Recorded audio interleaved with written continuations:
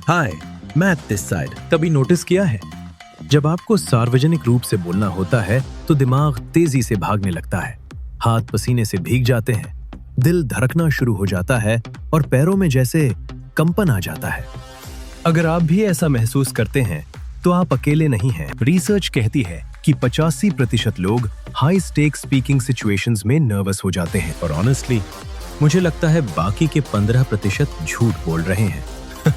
इस एपिसोड में हम कुछ ऐसी टेक्निक्स एक्सप्लोर करेंगे जिनसे आप अपनी एंजाइटी के सिम्टम्स भी मैनेज कर पाएंगे और सोर्सेज भी, ताकि आप दूसरों के सामने बोलते हुए ज्यादा कंफर्टेबल और कॉन्फिडेंट महसूस करें। मैं हूं Matt Abrahams, Stanford Graduate School of Business में स्ट्रेटेजिक कम्युनिकेशन पढ़ाता हूं। Welcome to Think Fast Talk Smart the podcast. आज हम फॉर्मेट थोड़ा बदल रहे हैं। आमतौर पर मैं क्वेश्चंस पूछता हूं, लेकिन आज मैं खुद दूसरे चेयर पर बैठकर कम्युनिकेशन एंजाइटी के सवालों के जवाब दूंगा। इसका मतलब है कि हमें एक नए होस्ट की जरूरत है और खुशकिस्मती से हमारे पास परफेक्ट व्यक्ति मौजूद है। मैं इंट्रोड्यूस करना चाहूंगा जेनी लूना को, थिंक फास्ट टॉक स्मार्ट की एग्जीक्यूटिव प्रोड्यूसर और ओवरऑल एक अमेजिंग इंसान।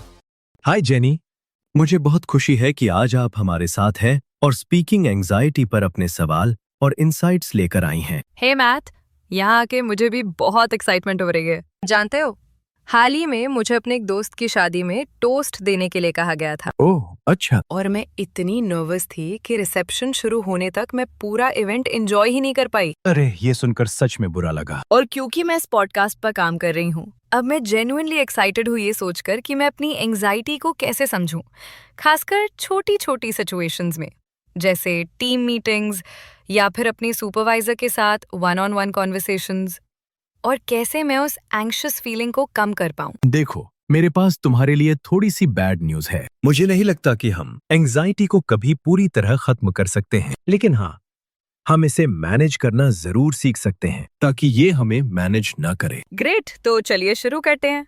मेरे पास आपके लिए कुछ क्वेश्चंस है। एब्सोल्युटली, मैं तैयार हूँ। आप लोगों को कम्युनिकेशन में ज्यादा कॉन्फिडेंट और कम एंग्शियस फील कराने के एक्सपर्ट हैं, तो मुझे ये बताइए, आपको इस टॉपिक में इंटरेस्ट कैसे आया? देखो, बहुत कम लोग होते हैं जो अपनी जिंदगी का डायरेक्शन एक ही घटना से बदलता हुआ देख पाते हैं, लेकिन मेरे साथ सच में ऐसा ही हुआ। मैं 14 साल का था और एक सुबह ने मेरी पूरी जिंदगी की दिशा सेट कर दी। मैं हाई स्कूल में नया था। पहले ही दिन हमारे इंग्लिश टीचर मिस्टर मेरिडथ ने सबको खड़ा करके बोला, अपने बारे में एक छोटा सा स्पीच दो। और क्योंकि मेरा लास्ट नेम अब्राहम्स है, मुझे सबसे पहले जाना पड़ा। स्पीच के बाद वो मेरे पास आए और बोले, मैट, तुम बोलने में काफी अच्छे हो। इस शनिवार एक स्पीच कंपटीशन है, तुम्हें जरूर जाना चाहिए। तो फिर क्या? मैं शनिवार को बहुत जल्दी उठ गया, थोड़ा बहुत स्पीच तैयार किया और कंपटीशन वाले वेन्यू पहुंच गया। मौसम ठंडा था, धुंध छाई हुई थी, रूम स्टूडेंट से भरा हुआ था। मेरे दोस्त के पेरेंट्स जजेस थे और सबसे ऊपर वो लड़की जो मुझे पसंद थी, वही रूम में बैठी थी और मैं स्पीच देने वाला था। जेनी, उस वक्त मेरी हालत बस पूछो मत। दिल धड़क रहा था, हाथ कांप रहे थे, पूरे शरीर में एंग्जाइटी दौड़ रही थी। मैंने सोचा किसी ऐसी चीज पर बोलूं जो मेरे लिए इंपॉर्टेंट हो, तो मैंने कराटे पर प्रेजेंटेशन तैयार की। मैं उस समय मार्शल आर्ट्स में बहुत इंटरेस्टेड था, आज भी हूं, लेकिन मैं इतना नर्वस था कि मैं अपनी स्पेशल कराटे पैंट्स पहनना ही भूल गया था। तो तुम समझ ही रही हो आगे क्या होने वाला था। ओह नो, सच में? मेरी 10 मिनट वाली स्पीच के पहले 10 सेकंड में ही मैंने सोचा था कि एक जबरदस्त कराटे किक मारकर ऑडियंस का अटेंशन पकड़ लूं। जैसे ही मैंने किक मारी, मेरी पैंट बेल्ट बकल से लेकर जिपर तक सीधी फट गई और उसी पल मुझे समझ आया कि एंजाइटी इंसान से क्या क्या करवा सकती है। उस दिन के बाद से ही मैंने ठान लिया, मुझे समझना है कि बोलते वक्त ये डर आता क्यों है और कैसे लोगों को ज्यादा कंफर्टेबल महसूस करवाया जाए जब वो बोले। ओह वाओ, ये तो किसी भी टीनेजर का सबसे बुरा सपना होता है। हाँ बिल्कुल, काफी खराब मोमेंट था। आज भी कभी कभी नींद से उठ जाता हूँ उस इंसिडेंट को याद करके। Oh wow. तो मैट, आपकी किताब और टेडेक्स टॉक दोनों का नाम है speaking up without freaking out. तो बताइए, क्या आप आज भी फ्रीक आउट कर जाते हैं जब आपको बोलना पड़ता है? काश मैं ये कह पाता कि नहीं होता, लेकिन हाँ, अभी भी होता है। नर्वस महसूस करना बिल्कुल नॉर्मल और नेचुरल है। हाँ, इतने सालों की प्रैक्टिस के बाद अब मैं कहीं ज्यादा कॉन्फिडेंट महसूस करता हूं। लेकिन एक सिचुएशन है जहां मैं हर साल बहुत ज्यादा नर्वस हो जाता हूं। कम्युनिकेशन प्रोफेसर्स का एक बड़ा एनुअल कन्वेंशन होता है। सारे बिजनेस स्कूल्स के एक्सपर्ट्स एक ही जगह इकट्ठा होते हैं, और जब भी मुझे इनके सामने प्रेजेंट करना पड़ता है, मेरी एंजाइटी आसमान छू लेती है। और हाँ जेनी, अगर तुम्हें कभी बहुत खराब प्रेजेंटेशन देखने हो तो कम्युनिकेशन प्रोफेसर्स का ग्रुप देख लेना। जब हम एक दूसरे को प्रेजेंट करते हैं तो ट्रस्ट मी, हम लोग भी हमेशा अच्छा काम नहीं करते। लेकिन हाँ, मैं आज भी कुछ सिचुएशंस में नर्वस हो जाता हूं। डिफरेंस बस इतना है कि अब मैंने उस एंजाइटी को मैनेज करने की टेक्निक्स सीख ली हैं, और मुझे पता है कि तुम आगे मुझसे इन्हीं टेक्निक्स पर सवाल पूछने वाली हो, तो मैं वो सब शेयर करने के लिए तैयार हूं, ताकि बाकी लोग भी कम नर्वस फील करें। तो फिर चिंता इतनी कॉमन क्यों है? हम जानते हैं हमें क्या बोलना है, अक्सर ये भी जानते हैं कि किससे बात कर रहे हैं, फिर भी इतना एंग्शियस क्यों हो जाते हैं? देखो, हम में से बहुत से लोग जो इस टॉपिक पर रिसर्च करते हैं वो मानते हैं कि एंजाइटी एक्चुअली इवोल्यूशनरी है, ह्यूमन नेचर में बिल्ट इन। ये कहानी जाती है बहुत पीछे, जब हमारी स्पीशीज इवॉल्व हो रही थी। उस टाइम लोग करीब 150 लोगों के छोटे छोटे ग्रुप्स में रहते थे, और उस ग्रुप में आपकी स्टेटस बहुत मायने रखती थी। और स्टेटस से मेरा मतलब ये नहीं कि किसके पास कैसी कार है या किसकी वीडियोस पर कितने लाइक्स आते हैं। स्टेटस मतलब हायरार्की में आपकी जगह। जितनी ऊंची जगह उतनी ज्यादा एक्सेस, खाना, सुरक्षा, शेल्टर, रिलेशनशिप्स, सब कुछ। और अगर स्टेटस नीचे हुई तो लिटरली आपकी सर्वाइवल खतरे में पड़ सकती थी। तो कोई भी सिचुएशन जो आपकी स्टेटस को रिस्क में डाले, जैसे कि public speaking, naturally anxiety trigger करती है। ये हमारी वायरिंग में है। और इंटरेस्टिंग बात यह है कि स्पीकिंग एंजाइटी दुनिया की हर कल्चर में मिलती है। ये आमतौर पर तब डेवलप होती है जब बच्चे टीनेजर्स बनते हैं, जब हम सोशल होकर दूसरों की नजरों में खुद को देखना शुरू करते हैं। तो बहुत हद तक ये हमारी बायोलॉजी का हिस्सा है, और हमें इसे मैनेज करना सीखना होता है। वाओ, ये तो फैसिनेटिंग है। मुझे नहीं पता था कि एंजाइटी की जड़ें इतनी पीछे तक जाती हैं। Being human itself. बिल्कुल, ये हमारे ह्यूमन कंडीशन का हिस्सा है। ठीक है, अब थोड़ा प्रैक्टिकल हो जाते हैं।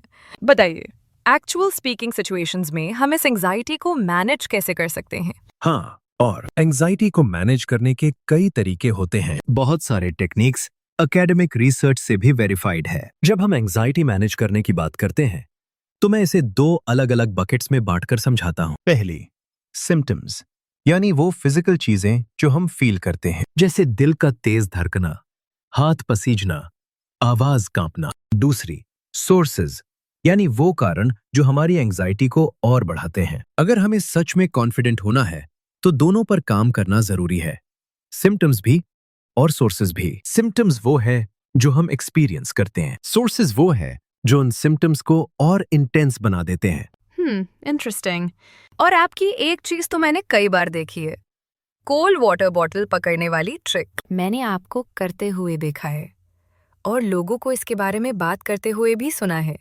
क्या आप थोड़ा डिटेल में बता सकते हैं कि ये क्या है और कैसे काम करती हैं? जब मैं नर्वस होता हूं, मेरे साथ जो सबसे बढ़िया चीज होती है वो यही है कि मैं बहुत ज्यादा पसीना छोड़ने लगता हूं और मेरा चेहरा लाल पड़ जाता है, और ये बिल्कुल नॉर्मल है। एंजाइटी का एक कॉमन सिम्टोमैटिक रिस्पॉन्स। जब हम नर्वस होते हैं हमारा हार्ट रेट बढ़ जाता है, बॉडी थोड़ी टाइट हो जाती है, जिससे ब्लड प्रेशर ऊपर चला जाता है, और इससे कोर बॉडी टेम्परेचर बढ़ता है, बिल्कुल ऐसे जैसे आप वर्कआउट कर रहे हो। तो ऐसे में हाथ में एक कोल्ड वाटर बॉटल पकड़ने से सच में आप कूल डाउन हो सकते हैं। हमारे पाम्स, जैसे फीवर में हमारा फोरहेड काम करता है, बॉडी के थर्मोरेगुलेटर्स होते हैं, इसलिए ठंडी चीज पकड़ने से आपके शरीर का तापमान नीचे आने लगता है। जेनी, मुझे यकीन है तुमने इसका उल्टा भी एक्सपीरियंस किया होगा। ठंड के दिन में अगर तुमने गर्म चाय या कॉफी पकड़ी हो तो वो पूरे शरीर को गर्म कर देती है, सही ना?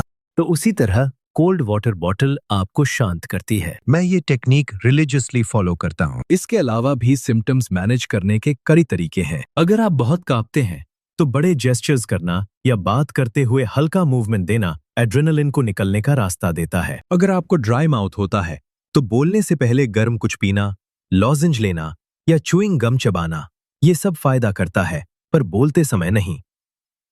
और सबसे इंपॉर्टेंट, डीप ब्रीथिंग। एक गहरी धीमी बेली ब्रेथ, जैसे आप योगा, ताई ची या चिगोंग कर रहे हो, तो ये आपका हार्ट रेट कम कर देती है, जो एंजाइटी के कई सिम्टम्स की जड़ होती है। तो हाँ, सिम्टम्स को मैनेज करने के लिए बहुत सारे प्रैक्टिकल तरीके मौजूद हैं। मुझे ये सब टेक्निक्स बहुत पसंद आई। ये सच में प्रैक्टिकल टूल्स हैं जिन्हें मैं तुरंत यूज कर सकती हूँ।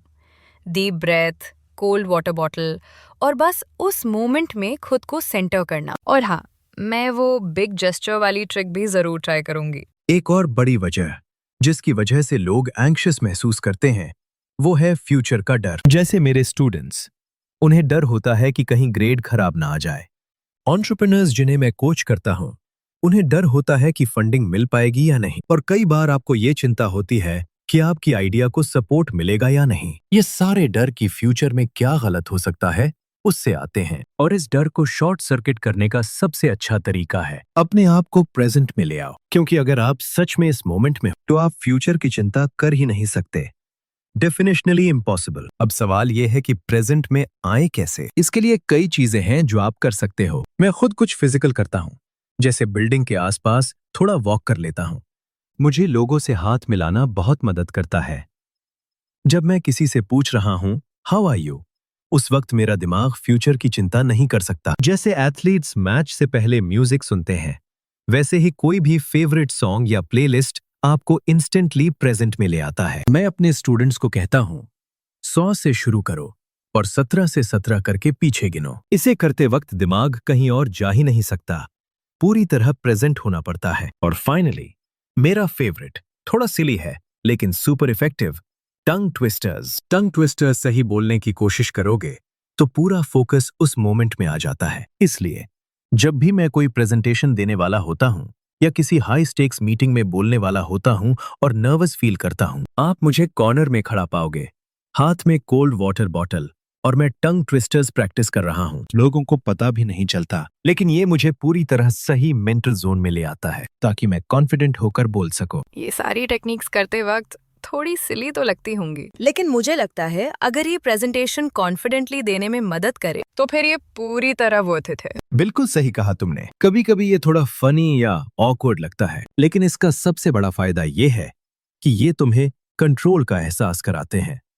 कई बार लोग एंग्शियस इसलिए महसूस करते हैं क्योंकि उन्हें लगता है कि एंग्जाइटी उन्हें पकड़कर घसीट रही है, जैसे वो हेल्पलेस है। लेकिन जब आप कोई एक्शनेबल स्टेप लेते हो, जैसे deep breath, cold bottle, tongue twister, तो सडनली ऐसा लगता है कि हाँ, मैं कुछ कर सकता हूँ। वो एजेंसी का एहसास एंग्जाइटी को काफी हद तक कम कर देता है। अब एक चीज है जो मैं तुमसे पूछना चाहती थी, वापस उसी वेडिंग टोस्ट वाली स्टोरी पे। जब मैं माइक लेके खड़ी हुई, मेरा सबसे बड़ा डर ये था कि मैं कंप्लीटली ब्लैंक हो जाऊंगी, कि मैं सब कुछ भूल जाऊंगी जो मैंने प्रिपेयर किया था। इस सिचुएशन में तुम क्या सलाह दोगे? ये बात मैं तुम्हें बता दूं, ये सबसे कॉमन फियर है जो लोग मुझसे कहते हैं। मुझे डर है कि मैं स्टेज पर जाकर ब्लैंक हो जाऊंगा या जाऊंगा। और सच कहूं तो ब्लैंक होना हो सकता है, लेकिन अगर लॉजिकली सोचो तो पूरी तरह से ब्लैंक हो जाना बहुत रेयर है। यह अंडरस्टैंडिंग ही एंग्जाइटी कम कर देती है। अब ब्लैंक होने से निपटने के लिए मैं 3 चीजें सजेस्ट करूंगा। फर्स्ट, अपने कंटेंट का साफ सुथरा मैप बनाओ, वर्ड फॉर वर्ड नहीं।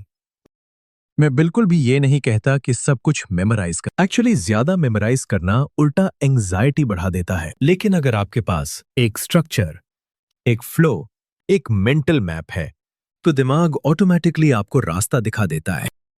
सेकंड, अगर मोमेंट में ब्लैंक हो जाओ, पीछे जाओ, फिर आगे बढ़ो। ये लाइफ की तरह है। अगर चाबी खो जाए तो हम क्या करते हैं? वापस जाते हैं उस जगह जहां हम आखिरी बार थे, राइट? वैसे ही अगर बोलते बोलते भूल जाओ कि आगे क्या कहना था, तो बस वो रिपीट कर दो जो आपने अभी अभी कहा था। लोग अक्सर कहते हैं, अरे ये तो वियर्ड लगेगा, लेकिन सच ये है कि ऑडियंस को रेपिटेशन पसंद आती है। उन्हें क्लैरिटी मिलती है और आपको वापस ट्रैक मिल जाता है। और थर्ड, हमेशा एक बैक पॉकेट क्वेश्चन तैयार रखो।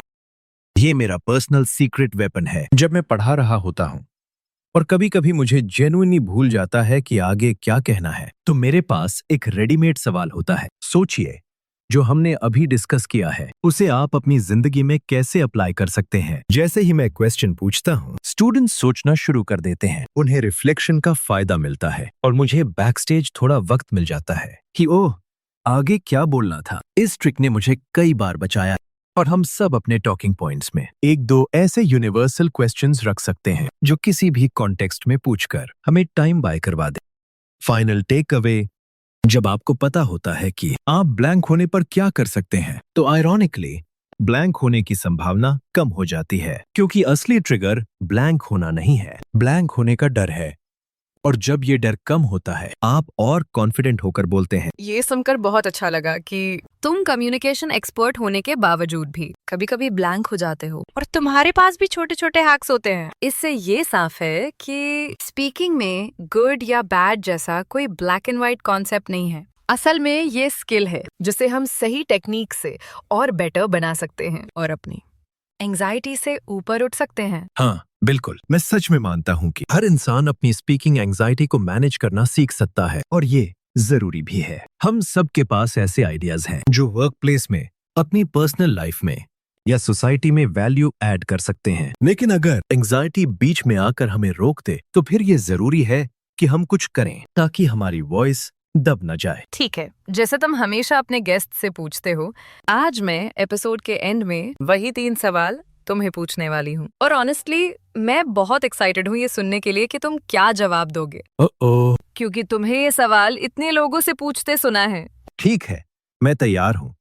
पूछो, लेट्स डू इट। अगर तुम्हें अब तक मिला सबसे बेहतरीन कम्युनिकेशन एडवाइस सिर्फ 5 से 7 शब्दों में प्रेजेंटेशन स्लाइड की तरह कैप्चर करना हो, तो वो क्या होगा? मैंने पहले भी एक एपिसोड में लॉरेन वाइनस्टीन के साथ ये बात शेयर की थी और सच कहूं तो ये मेरी all time favourite communication advice है। Tell me the time, don't build me the clock. मतलब सीधे बात करो, घुमाओ मत। ये लाइन अपने अंदर बहुत सारी एडवाइस को समेटे हुए है। सबसे पहले संक्षेप में बोलो, क्लियर बोलो, फोकस्ड रहो और कंसाइसली बोलने के लिए आपको ये पता होना चाहिए कि आप किससे बात कर रहे हैं। मतलब पहले ऑडियंस को समझना जरूरी है, उनकी नीड्स, उनका बैकग्राउंड, उनका कॉन्टेक्स्ट। ये वाक्य tell me the time, don't build me the clock मैंने सालों पहले अपनी माँ से सुना था और तब से ये मेरे कम्युनिकेशन फिलॉसफी का फाउंडेशन बन गया है। बहुत बढ़िया।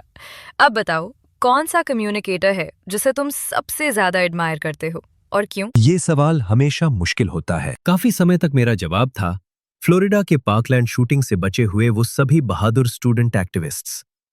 उनकी क्लैरिटी, करेज और कम्युनिकेशन स्किल्स वाकई कमाल की थीं और आज भी है। लेकिन हाल ही में मैंने एक शानदार टेड टॉक सुनी कॉन्फिडेंस के टॉपिक पर, जिसने मुझे लिटरली ब्लोन अवे कर दिया। स्पीकर थीं ब्रिटनी पैकनेट। उनकी delivery, pacing, story telling, presence, सब कुछ टॉप नॉच था। और हाँ जेनी, ध्यान दिया तुमने, मैंने यहां भी एक नहीं 2 कम्युनिकेटर्स का नाम ले लिया।